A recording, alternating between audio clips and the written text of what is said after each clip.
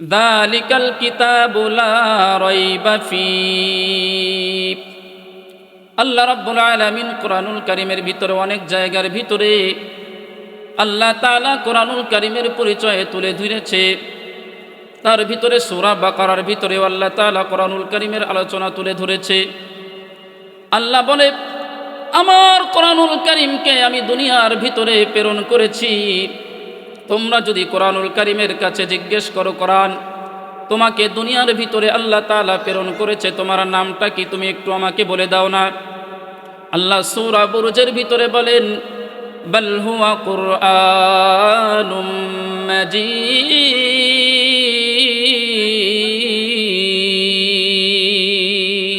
আল্লাহু আকবার। আল্লাহ রাব্বুল আলামিন বলেন, প্রথমত আমি এই কিতাবের নাম দিয়েছি আল কুরআনুল কারীম। সুবহানাল্লাহ।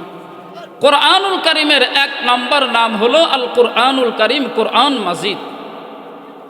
দুই নম্বর কোরআনুল কারীমের নাম ফুরকান। আল্লাহ 18 পারার ভিতরে একটা সূরা নাজিল করেছে যার নাম হলো সূরাতুল ফুরকান। তাবারাকাল্লাযী নাযালাল ফুরকানা আলা আবদিহি লিয়াকুনা লিল আলামিনা নাযীরা। আল্লাহ রাব্বুল আলামিন বলে, আমার কিতাবের 2 নম্বর নাম হইল ফুরকান। কি নাম? ফুরকান। 3 নম্বর আল্লাহ বলেন, আমি আমার কিতাবুল্লাহর নাম আরেকটা রাখছি, এটার হলো কিতাব। কি নাম? সূরা বাকারার প্রথমেই আল্লাহ বলেন, যালিকাল কিতাবু লা রাইবা ফীহ।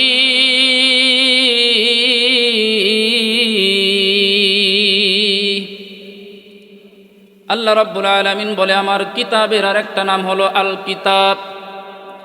4 নম্বর আল্লাহ বলে, আমার কিতাবের নাম আরেকটা রাখছি, এটা হলো যিকির। সূরা হিজরের মধ্যে আল্লাহ বলেন, ইন্না নাহনু নাযালনায যিকরা ওয়া ইন্না লাহু লাহাফিযুন। আল্লাহ রাব্বুল আলামিন বলেন, 4 নম্বর আমার এই কিতাবের নাম রাখছি জিকির করে। বলেন সুবহানাল্লাহ। তাহলে কোরআনুল কারীমের নাম শুনলাম, কোরআনুল কারীমের নাম হলো 4টা। এবার কোরআনুল কারীমকে প্রশ্ন করেন যে, কোরআনুল কারীম তোমার নাম তো জানলাম, রাস্তা দিয়ে সন্তান ঘুরে তার পরিচয়, তার নামটা জানলাম। এইবার তাকে প্রশ্ন করেন যে, তুমি কোথায় থেকে এসেছো? কোরআনুল কারীম পরিচয় দিতেছে, আমার বাড়িটা দুনিয়ার মধ্যে ছিল না। আল্লাহ রাব্বুল আলামিন বলে, এই কোরআনুল কারীমের জায়গা হলো লাওহে মাহফুজের ভিতরে। ফি লাওহিম মাহফুজ। সুবহানাল্লাহ। আমার বাড়ি দুনিয়ার মধ্যে নয়, আমার বাড়ি হইল লাওহে মাহফুজের মধ্যে। ছিল কোথায়? লাওহে মাহফুজের মধ্যে। সেখান থেকে আল্লাহ রাব্বুল আলামিন দুনিয়াতে আমাকে প্রেরণ করেছে। এইবার কোরআনুল কারীমকে যদি প্রশ্ন করা হয়, ও কোরআন তোমাকে লাওহে মাহফুজ থেকে দুনিয়ার ভিতরে প্রেরণ করলো, কে প্রেরণ করছে? কার পক্ষ থেকে তুমি দুনিয়ার ভিতরে এসেছো? কোরআনুল কারীম উত্তর দেয়, আমি দুনিয়াতে এমনিতে আসে নাই, আমাকে আল্লাহ রাব্বুল আলামিন প্রেরণ করেছে। তানজিলুল কিতাবি মিনাল্লাহিল আজিজিল হাকীম। আমাকে আল্লাহ রাব্বুল আলামিন লাওহে মাহফুজ থেকে দুনিয়ার মধ্যে প্রেরণ করেছে। কে প্রেরণ করেছে? এইবার যদি কোরআনুল কারীমকে প্রশ্ন করেন, লাওহে মাহফুজে তোমার বাড়ি, আল্লাহ তোমাকে প্রেরণ করছে, মাঝখান থেকে তোমার কাছে কে নিয়ে আসলো দুনিয়ার ভিতরে? এইবার কোরআনুল কারীম উত্তর দেয়, আমি এমনিতে একাকিত্বভাবে আসে নাই, আমাকে হযরতে জিবরাইল আমিন নিয়ে এসে। বলেন সুবহানাল্লাহ। আল্লাহ কোরআনুল কারীমের ভিতরে বলেন, নাযালা বিহির রূহুল আমিন। আল্লাহ রাব্বুল আলামিন জিবরাইলের মাধ্যমে আল্লাহ তাআলা আমাকে দুনিয়ার ভিতরে নিয়ে এসেছে। এইবার কোরআনুল কারীমকে যদি প্রশ্ন করা হয়, জিবরাইল আমিন তোমাকে নিয়ে এসেছে, কার কাছে নিয়ে এসেছে? দুনিয়ার কোনো সলিমুদ্দিনের কাছে নাকি? বলে কলিমুদ্দিনের কাছে। কে? না না না, আমি দুনিয়াতে কোনো মানুষের কাছে, সাধারণ মানুষের কাছে আসে নাই। আল্লাহ রাব্বুল আলামিন বলেন, আমি দুনিয়ার সাধারণ কোনো মানুষের মাঝখানে কোরআনকে প্রেরণ করে নাই। জিব্রাইলের আমিনের মাধ্যমে আমি কোরআন নাজিল করছি আলা কলবিকা লিতাকুনা মিনাল মুনদিরিন। দুনিয়ার সর্বশ্রেষ্ঠ মানুষ জনাবে মুহাম্মদুর রাসূলুল্লাহ সাল্লাল্লাহু আলাইহি ওয়াসাল্লামের উপরে কোরআন নাজিল করছি। জোরে বলেন সুবহানাল্লাহ। আসমান থেকে আসতেছে কোরআনটা, আসমান থেকে কোরআনটা আসতেছে। এই পর্যন্ত আসলো কার কাছে? কথাগুলো মনোযোগ দিয়ে শুনেন।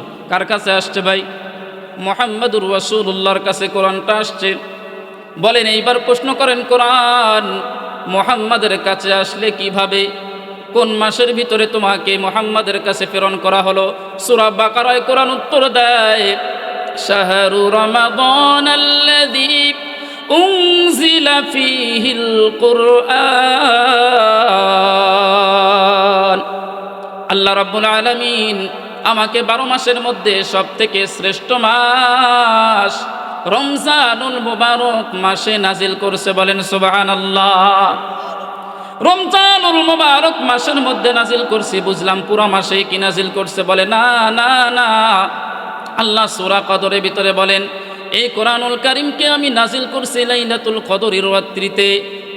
ইন্না আনজালনাহু ফি লাইলাতিল কদর। আমি কোরআনকে নাজিল করছি রমজান মাস।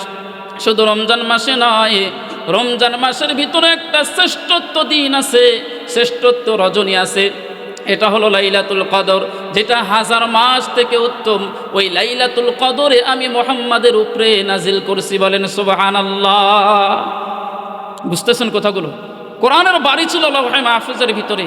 আস্তে আস্তে রমজান মাসে লাইলাতুল কদরে আল্লাহ রাব্বুল আলামিন আমার হাবিবের উপরে কোরআনুল কারীম নাজিল করছে। এইবার বলেন কোরআনুল কারীম আল্লাহ তাআলা নাজিল করলো, কোরআনুল কারীমের কাজটা কি, কেন নাজিল করছে? আল্লাহ কোরআনুল কারীম থেকে উত্তর দেয়, হুদাল লিন্নাস।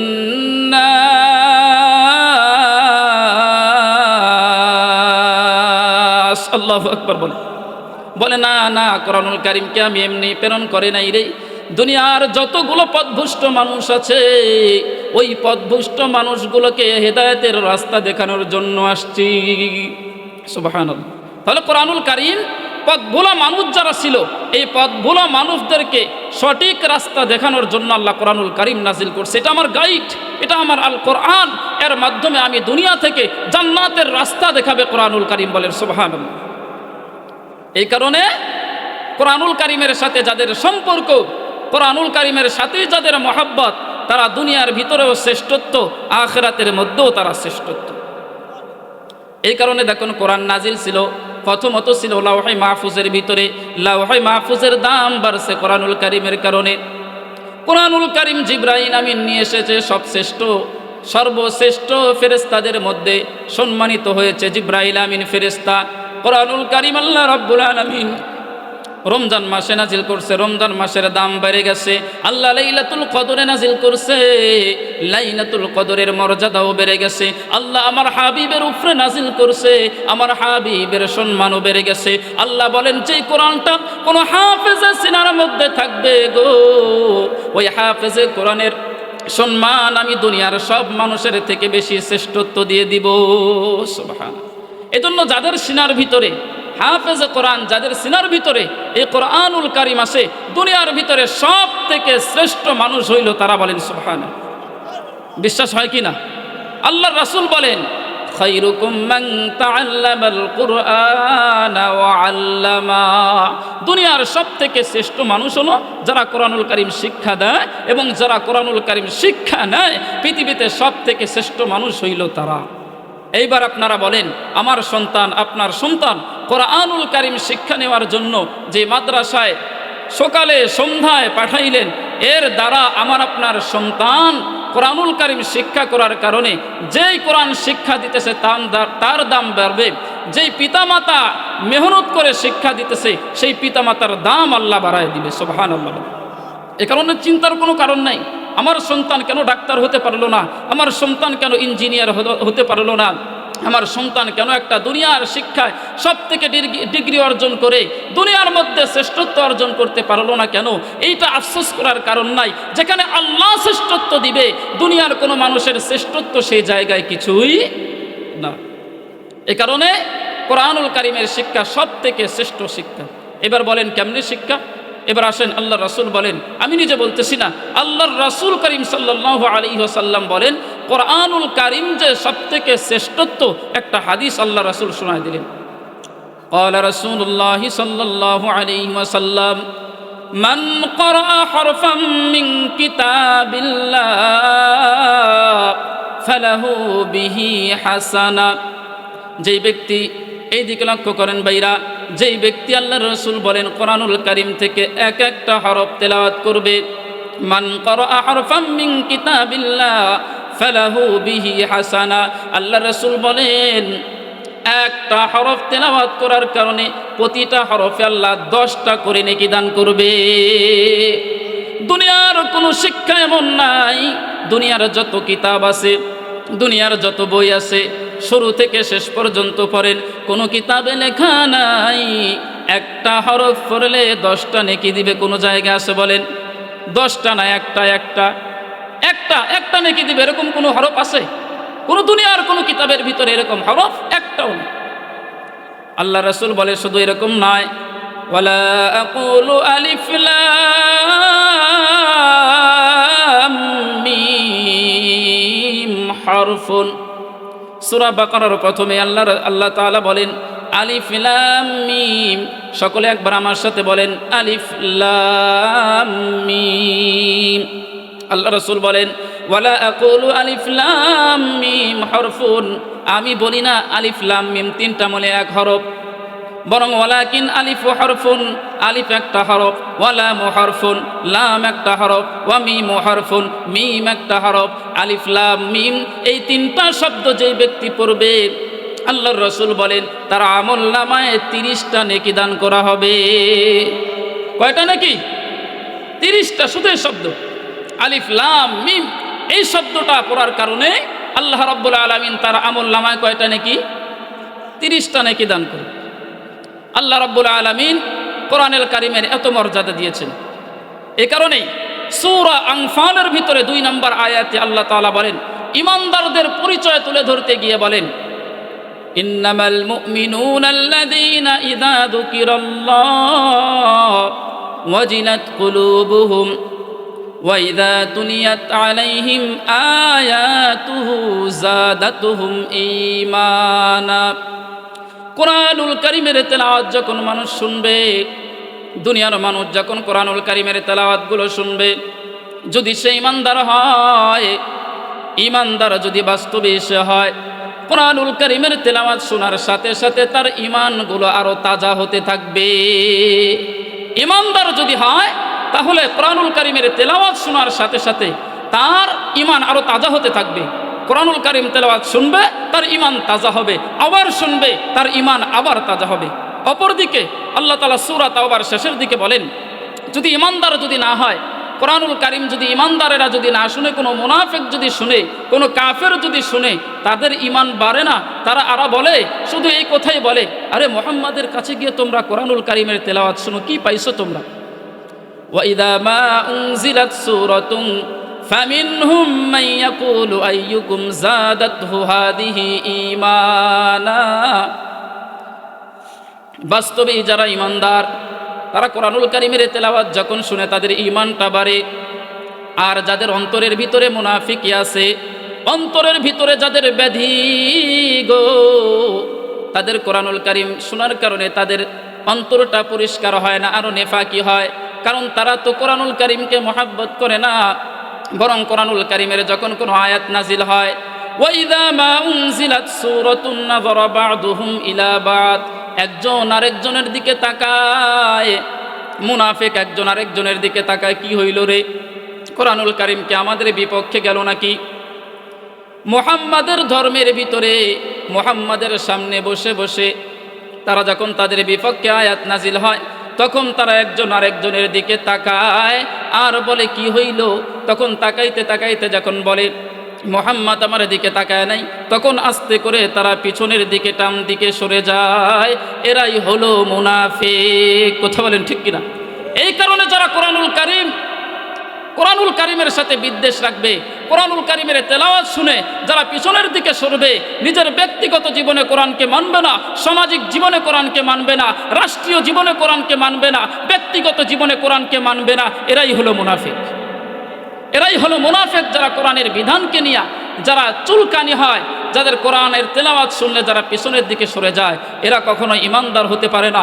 ইমানদার হলে তো কোরআনুল কারিমের তেলাওয়াত শোনার সাথে সাথে তার কোরআনুল কারিমের তেলাওয়াত শুনলে তার ইমান তো তরুতাজা হওয়ার কথা ছিল। আল্লাহর রাসূল বলেন, কোরআনুল কারিম যখন নাজিল হইল, আল্লাহ আসমান থেকে মুহাম্মাদের উপরে কোরআন নাজিল করছে।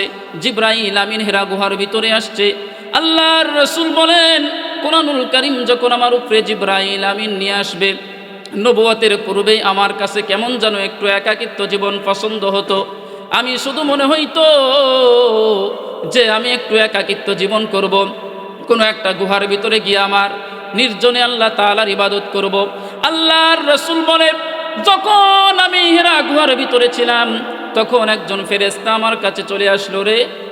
ফেরেশতা আমার কাছে আসিয়া আল্লাহর রাসূল বলেন, আমাকে জড়িয়ে ধরে বলল, ইকরা ইয়া রাসূলুল্লাহ, আপনি পড়েন। আল্লাহর রাসূল বলেন, মা আনা বিকারিন, আমি তো পড়তে পারি না, আমি কি পড়ব, আমি তো পড়তে পারি না। আল্লাহর রাসূল এবার বলেন, যখন এই কথাটা আমি বলছি, তখন রাসূল করিম সাল্লাল্লাহু আলাইহি ওয়াসাল্লাম বলেন, জিবরাইল আমিন আমাকে সিনার সাথে একটু জড়ায় ধরল। ফাআখাযানি ফাকাত্তানি হাত্তা বালাগাহুল জাহদু, এমন ভাবে চাপ দিল আমার একটু কষ্ট অনুভব হলো। সুম্মা রুসালানি, এরপরে আবার ছেড়ে দিয়ে বলল, ইয়া রাসূলুল্লাহ ইকরা, আপনি পড়তে থাকেন। আমি বললাম, মা আনা বিকারিন, আমি তো পড়তে পারি না, আমি কি বলবো। আমাকে আবার জড়ায় ধরছে, আমাকে আবার চাপ দিল। আমি চাপ খাওয়ার পরে আবার বললাম পড়তে পারি না। কয়েকবার যখন এইভাবে চাপ দেওয়ার পরে শেষের বারে আমাকে জোরে একটা চাপ দিল। এরপরে আমি পড়লাম, বিসমিল্লাহির রহমানির রহিম, ইকরা বিসমি রাব্বিকাল্লাযী খালাক, খালাকাল ইনসানা মিন আলাক। আল্লাহর রাসূল বলেন, সূরা আলাকের প্রথম 5টা আয়াত আমি তেলাওয়াত করে শোনায় দিলাম। আল্লাহর রাসূল বলেন, আমি যখন বাড়িতে আসলাম, হযরত খাদিজাতুল কুবরা রাদিয়াল্লাহু তাআলা আনহাকে বললাম, ও খাদিজা, জাম্মিলুনি জাম্মিলুনি, আমাকে একটু চাদর দিয়ে জড়িয়ে দাও। আমার মনে হয় আমি একটু নিজের নফসের উপরে আশঙ্কা করতেছি, কি যেন কি হয়ে যায়। হযরত খাদিজা বাড়ির ভিতর থেকে, স্বামী যখন বাহিরে কাজ করে, সারাদিন যখন কাজ করে রে, ঘরের ভিতরে স্বামী যখন পেরেশান হয়, সান্ত্বনা দেওয়ার মানুষ একজন, সে হইল স্ত্রী। স্ত্রী যদি সারাদিন পরে, স্বামী বাড়িতে আসার পরে যদি সান্ত্বনা না দেয়, কষ্ট আরো বেড়ে যায় কিনা।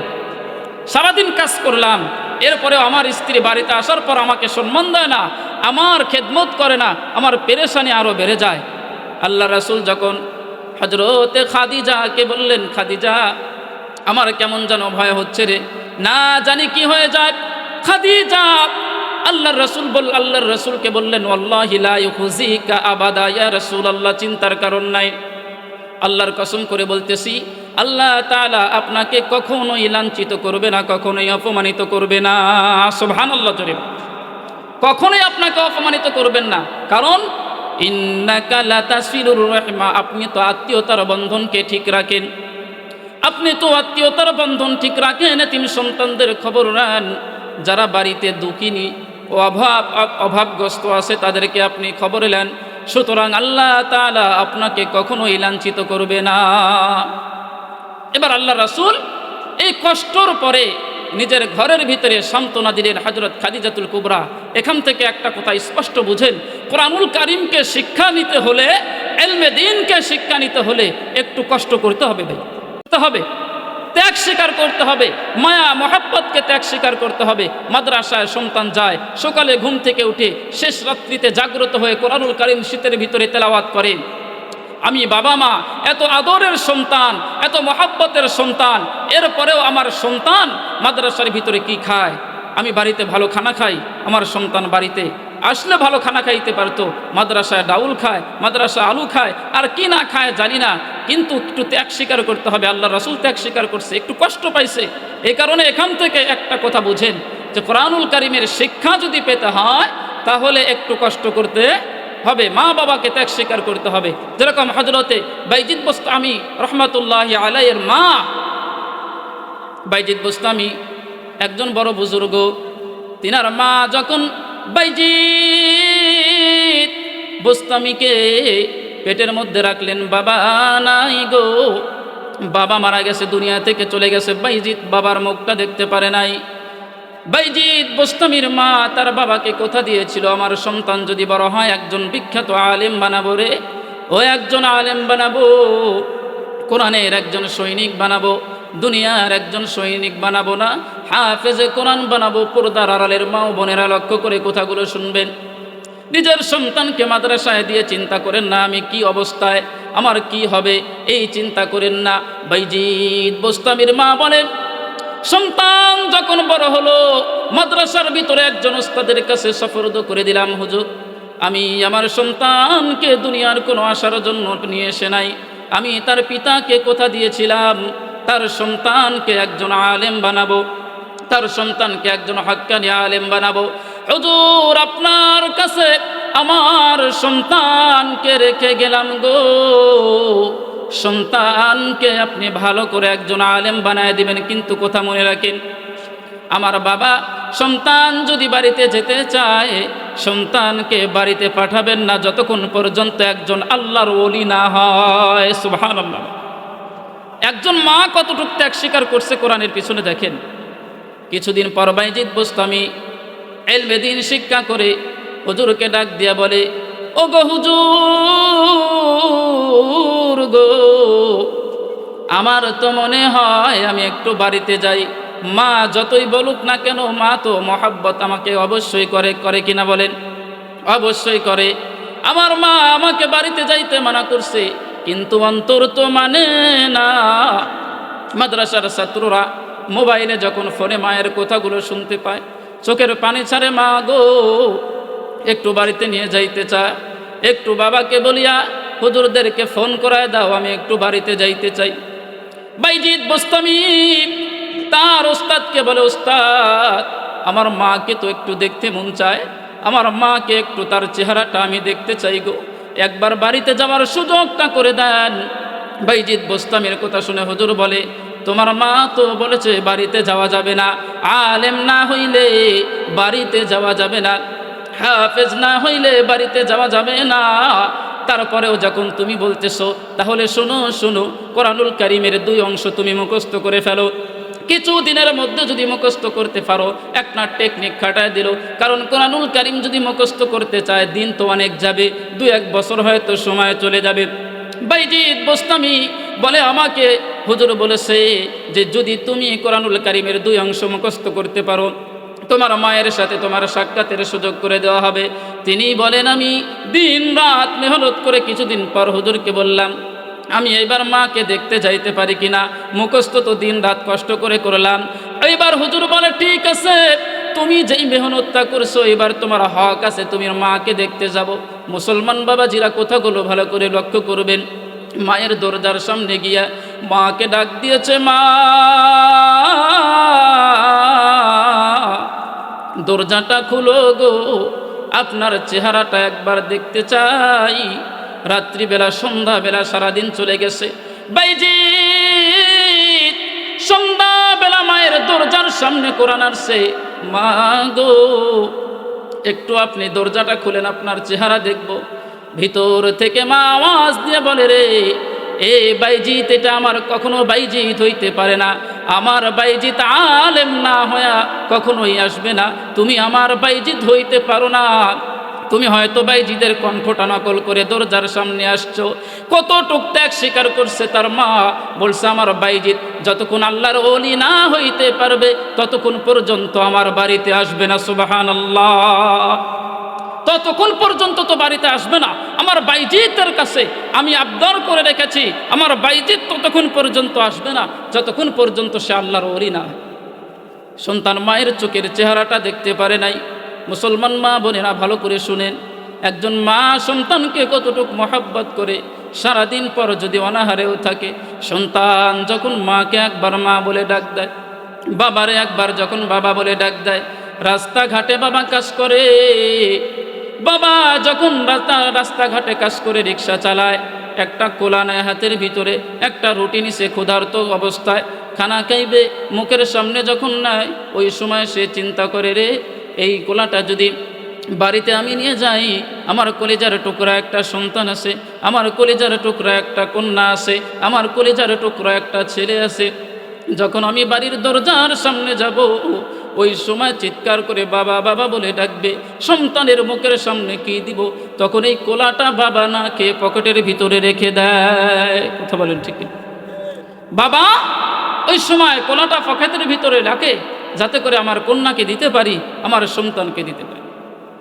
বাইজিৎ বলে, আমার মা দরজাটা আমার জন্য খুলল না, আমি আবার ঘুরে বাড়ি থেকে চলে গেলাম হুজুরের কাছে, আল্লাহর কাছে ওয়াদা করলাম, যতক্ষণ পর্যন্ত একজন হক্কানি আলেম না হইতে পারি ততক্ষণ পর্যন্ত আর বাড়িতে আসবো না। বলেন সুবহানাল্লাহ। বাড়িতে থেকে বিদায় নিছে, আবার লেখাপড়া শেষ, মাথার ভিতরে একটা পাগড়ি পরায় দিছে। হাফেজ হইলে পাগড়ি দেয় কিনা? মাদ্রাসার ভিতরে যখন হাফেজ হয়, হাফেজ হইলে পাগড়িটা একটা পরায় দেয়। হুজুর পাগড়িটা পরায় দিয়ে বাইজিৎকে বলে, বাইজিৎ যাও গো, এইবার তুমি বাড়িতে চলে যাও, তুমি বাড়িতে যাইতে পারবে। পাগড়িটা পরায় দিয়ে রাত্রিবেলা ওস্তাদ যখন বিছানার মধ্যে ঘুমায় গেল রে, স্বপ্নের মাধ্যমে ওস্তাদকে আল্লাহর রাসূল সামনে এসে গিয়ে বলে, শোনো বাইজিৎকে তুমি একটা পাগড়ি পরায় দিয়েছো, না না না, বাইজিৎকে একটা পাগড়ি দিলে চলবে না, আমার পক্ষ থেকে বাইজিৎকে আর একটা পাগড়ি পরায় দাও। সুবহানাল্লাহ। আর একটু জোরে আওয়াজ দিবেন না? বাইজিৎকে একটা পাগড়ি দিলে চলবে না, তোমার খেলাফতের আল্লাহর ওলির একটা পাগড়ি তার মাথার ভিতরে পরায় দাও, এই পাগড়ি নিয়ে সে বাড়িতে চলে যাবে। বাইজিৎ পাগড়িটা নিয়ে যখন তার মায়ের দরবারের সামনে গিয়ে এবার মা বলে ডাক দিয়েছে, সঙ্গে সঙ্গে মা দরজাটা খুলে দিয়েছে, কারণ জানে আমার বাইজিৎ এবার আলেম হয়ে চলে আসছে।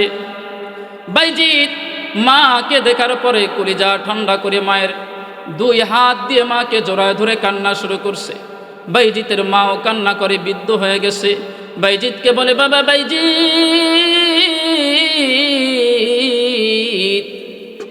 আমার জন্য একটু অজুর পানি নিয়ে এসো, আমি একটু অজু করি।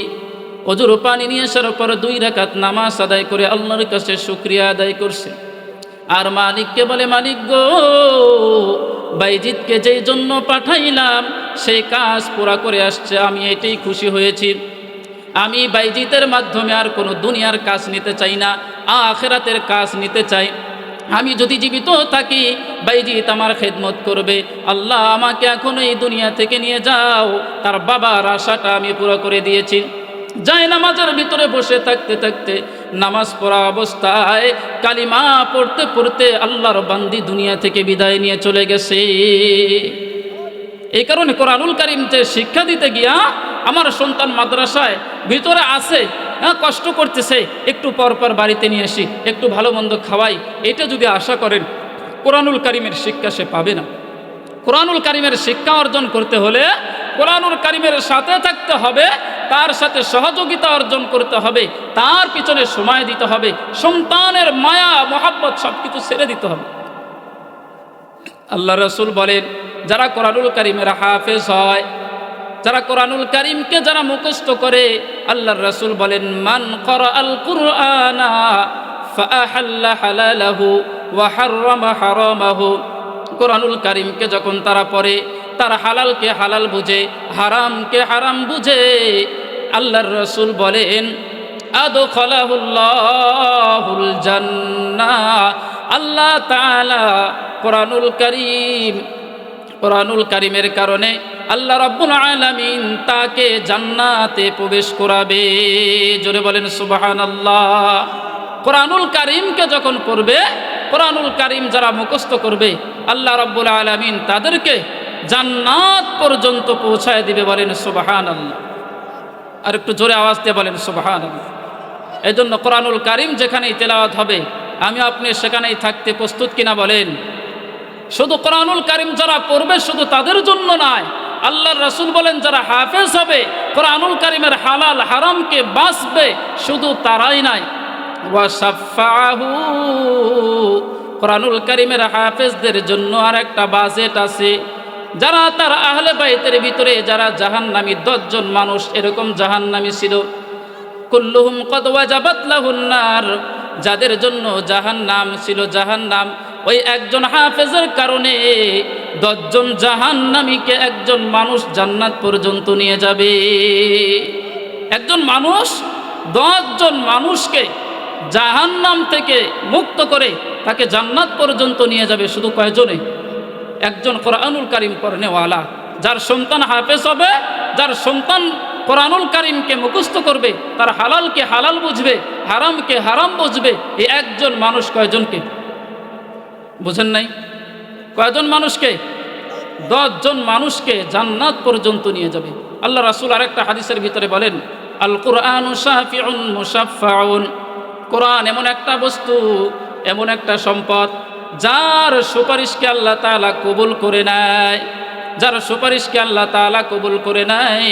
কোরআনুল কারিম যে মুখস্থ করবে তার সুপারিশ আল্লাহ কবুল করে নিবে। মান জাআলাহু আমামাহু কাদাহু ইলাল জান্নাহ, যে কোরআনুল কারিমকে সামনের দিকে রাখবে, নিজের সামনে রাখবে, কোরআনুল কারিম তাকে টানতে টানতে জান্নাত পর্যন্ত নিয়ে যাবে। ওয়া মান জাআলাহু খালফা যহরিহি সাকাতুহু ইলান নার, আর যারা কোরআনুল কারিমকে পিছনের দিকে রাখবে, কোরআনুল কারিমকে মানবে না, তাদেরকে টানতে টানতে জাহান্নাম পর্যন্ত নিয়ে যাবে। নাউজুবিল্লাহ। এজন্য কোরআনুল কারিমের মর্যাদা, কোরআনুল কারিমের সম্মান, কোরআনুল কারিমের মর্যাদা অতি দামি। সম্মানিত প্রিয় উপস্থিতি, এ কারণে সর্বহালতে কোরআনুল কারিমের সাথে আমরা থাকব, কোরআনুল কারিমের সাথে মহাব্বত রাখব, কোরআনুল কারিমের সাথে আমরা সর্বদাই ভালোবাসা রাখব। এটা আমাদের ঈমানের দাবি। কোরআনুল কারিম তেলাওয়াত শুনলে ঈমান বাড়বে কাদের? ঈমানদারদের ঈমান বাড়বে। ঈমানদারদের ঈমান বাড়বে যদি কোরআনুল কারিমের তেলাওয়াত যদি শুনি। কোরআনুল কারিমের তেলাওয়াতের আরেকটা হাদিস শুনেন, শুধু কোরআনুল কারিম যারা মুখস্থ করবে তাদের জন্য আল্লাহর রাসূল বলেন, ইউকালু লিসাহিবিল কুরআন, আল্লাহর রাসূল বলেন ইউকালু লিসাহিবিল কুরআন, কোরআনুল কারিম যারা তেলাওয়াত করে, আল্লাহর রাসূল বলেন সাহিবে কোরআনকে বলবে, ইকরা ওয়ারতাকি ওয়ারাত্তিল কামা কুনতা তুরাত্তিলু ফিদ দুনিয়া। মৃত্যুর পরে আল্লাহ রাব্বুল আলামিন তাদেরকে বলবে, ইকরা, তোমরা পড়তে থাকো, তোমরা পড়তে থাকো, ওয়ারাত্তিল কামা কুনতা তুরাত্তিলু ফিদ দুনিয়া, দুনিয়ার মধ্যে যেইভাবে তোমরা কোরআনুল কারিম তেলাওয়াত করেছো, ফাইন্না মানজিলাকা ইনদা আখিরি আয়াতিন তাকরাউহা, কারণ কোরআনুল কারিম তোমরা পড়বে, জান্নাতে আল্লাহ রাব্বুল আলামিন এক একটা আয়াত পড়বে, আল্লাহ তাআলা কোরআনুল কারিমের এক একটা আয়াতের বিনিময়ে আল্লাহ তাআলা তাকে এক একটা মাকাম উপরের দিকে তুলবে। বলেন সুবহানাল্লাহ। একটা আয়াত তেলাওয়াত করবে, আল্লাহ রাব্বুল আলামিন তাকে একটা মাকাম উপরের দিকে নেবে, আবার তেলাওয়াত করবে, আরেকটু উপরের দিকে যাবে। এরকম কোরআনুল কারিমের যত সূরা আছে, যত আয়াত আছে, তেলাওয়াত করতে থাকবে, আল্লাহ রাব্বুল আলামিন তাকে উপরের দিকেই তুলতে থাকবে, উপরের দিকেই তুলতে থাকবে। ইকরা ওয়ারতাকি, তোমরা পড়ো আর পড়ো। শুধু কোরআনুল কারিম যারা মুখস্থ করবে শুধু তারাই নয়, আল্লাহ রাসূল বলেন, শোনো রে পৃথিবীর মানুষ, যারা কোরআনুল কারিম পড়বে শুধু তারাই নয়, যারা কোরআনুল কারিমের শিক্ষাদানকারী পিতামাতা হবে, যারা কোরআনুল কারিমের হাফেজ, যাদের পিতামাতা হবে, তাদের ফজিলতটা শুনেন। আল্লাহর রাসূল বলেন, মান ক্বারাআল কুরআন ওয়া আমিলা বিমা ফীহি, এবং কোরআনুল কারিমের প্রতি যারা আমল করবে, আল্লাহর রাসূল বলেন, আল্লাহ তাআলা উলবিসা ওয়ালিদাহু তাজিন ইয়াউমাল কিয়ামা, আল্লাহ কোরআনুল কারীমের হাফেজের পিতামাতাকে আল্লাহ রাব্বুল আলামিন জান্নাতের ভিতরে হাসরের ময়দানে একটা মুকুট পরিধান করায় দিবে। দাউহু আহসানু মিন দাউইশ শামসি, আসমানের ভিতরে যে সূর্যটা দেখা যায় সকালে যখন উঠে তখন দুনিয়ার চতুর্দিকে আলোকিত হয় কিনা? দুনিয়ায় চতুর্দিকে আলোকিত হয়। দাউহু আহসানু মিন দাউইশ শামসি, আল্লাহর রাসূল বলেন এমন একটা মুকুট আল্লাহর রাসূল বলেন পরায় দিবে হাফেজ কোরআনের পিতা মাতাকে দুনিয়ার সূর্য থেকে, দুনিয়ার সূর্যের থেকে, দুনিয়ার সূর্যের আলো থেকে ওই মুকুট থেকে বেশি আলোকিত হতে থাকবে। এ কারণে আমরা কোরআনুল কারীমের সাথে থাকবো তো ইনশাআল্লাহ।